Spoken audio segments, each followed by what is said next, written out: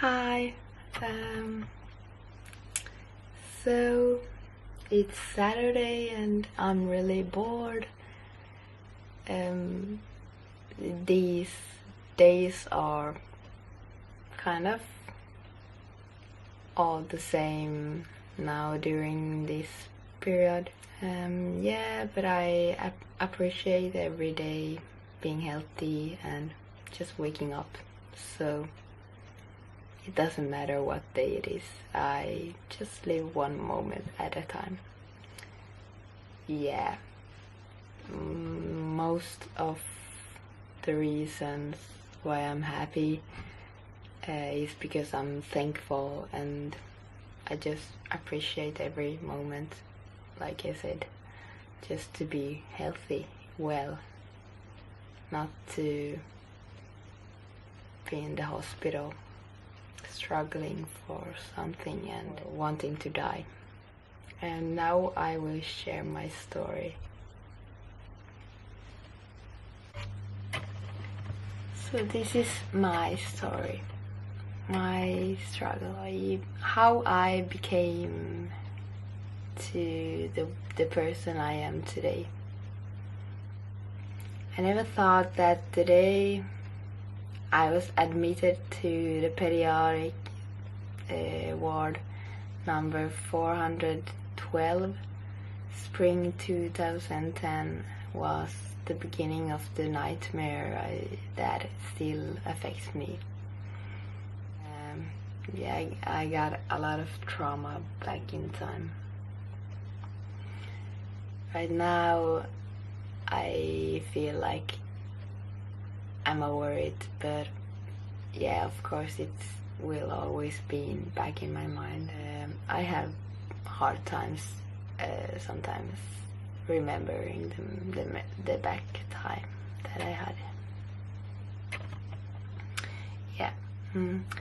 Before everything happened, I was a very ordinary 8th grader who trained football 4 times a week and also the games, so like six times a week. Many of us from the team started to eat vegetarian food, so I wanted to try also. However, I just left out the red meat and started eating more salad and healthy stuff like I read should be good for the person. I didn't understand back in time that it was all the things I read in the magazines was for people like maybe overweight or someone that maybe needs to get more healthy, but not for me. I was really skinny, underweight from the start. So to even lose a kilogram would affect me directly, but I didn't understand that, of course. That some small change would cause a problem, or I never wanted to lose weight, so I just wanted to be good. It all happened in autumn 2009, so a long time ago too. On holiday in the swimming pool with my family. My mother didn't notice anything different with my body. It was just like before. As a kid, I was always tall and thin. I was like the giraffe in school. But in December, when I tried Christmas party clothes in the Zara changing room, my mom saw how unnourished I looked, skinny, thin and pale, and then she understood something was wrong. After Christmas we went to a private doctor who sent us immediately to the hospital. I was on the ward for a week and they checked that I ate and how it all went, if I had some problems and stuff like that. And yeah, they saw that I ate and they gave me permission to go back home and start to take it from there. It was really weird for me and shock. I didn't understand what was happening. They said that I could start to go to school again when my weight had increased from 40 kilograms to 45, and I was 173 centimeters long. Home care was arranged, so I went once a week and sometimes two to the school nurse to be considered and take the weight, and the health center for talking for like 20 minutes. Mom could work from home, so when we started to eat high energy food to get my weight up again, and I didn't get to move myself anywhere from outside the house. Sometimes I could stand outside for like 5 minutes, and after 3 months the weight didn't go up as I expected, and we expected sometimes 200 grams and sometimes 100 grams. My anxiety got worse, and I never met my friends because I thought they would be disgusted of how I looked, how skinny I was. I just sat and I was in the network chatting with network friends, chatting with them. Of course, I had my family, but it wasn't the same. A teacher helped me to do school at home, and so I could handle my school year.